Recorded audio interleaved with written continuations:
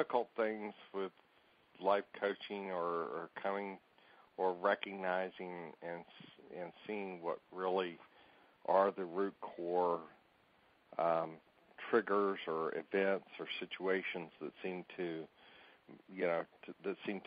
cause a disruption or cause me not to be in that place and in that mindset that I really prefer to be in this world. So finding those sometimes and embracing them and recognizing them is sometimes not the easiest thing to do because it requires some self-perspective and some devotion into how I react to things. Some of the things that have been positive are when I see the changes occurring, when I see the way I react and deal with things, or how I engage with different folk, with people at various levels, and see where I am making a difference for myself and maybe even for others. That's the good. That's the real fun thing and the enjoyable part of the coaching pieces. I don't know that this is going to be a good one to say, perhaps, but I would almost consider it like almost having a second chance, being given to you. You hear of some folks that maybe have had a close call, that maybe they've turned to a new person because of this close call experience or whatever. I kind of almost look at this as being another avenue to, without having had that close call, to being able to change or to recognize and be what I want to be without having to have a significant event occur that maybe would have driven me to the same. My most difficult part was willing to share. For I'm a type of person that I didn't care about myself, but I care so much about others.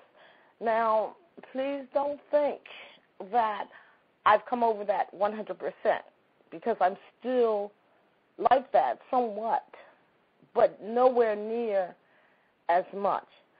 Once I felt comfortable and I was able to talk about things or even bring out things that were hidden inside of me, for a lot of times we all have something that's hidden inside of us. It's hidden, and the word hidden is because you've really forgotten about it.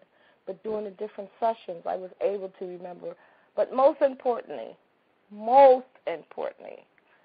I was able to feel trust in my coach, because I also know that if you don't trust a person, you will hold back.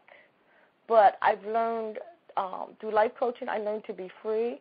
I learned to express myself, whether it was right or wrong. I learned to agree. I learned to disagree, to agree, and that I didn't have to feel like I would be put down because of what I said, did, or even felt. That I could laugh, and that I could cry. That's what I really enjoyed the most. That I could laugh, that I could cry, that I could feel free, that I could be me, that I could say what I wanted to say, and not have any drawbacks. And it really did. It lifted me. The thing that I enjoyed, that was what I enjoyed most.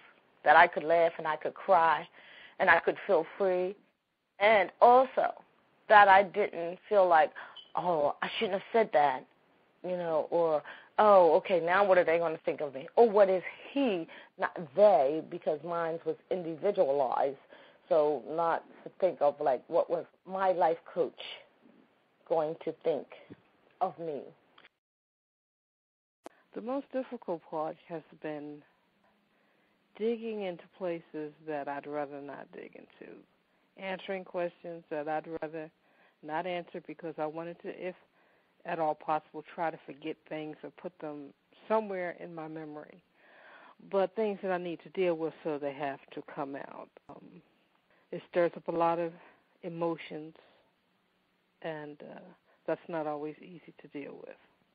Surprisingly, even though the sessions have been difficult and I've had to experience some negative emotions, things that I'd rather not deal with afterwards, there has been a feeling of sometimes weight being lifted off of you. Things that I would never discuss with someone that have come out, even though it was one of the most difficult things for me to discuss. Afterwards, it didn't feel like such a burden anymore.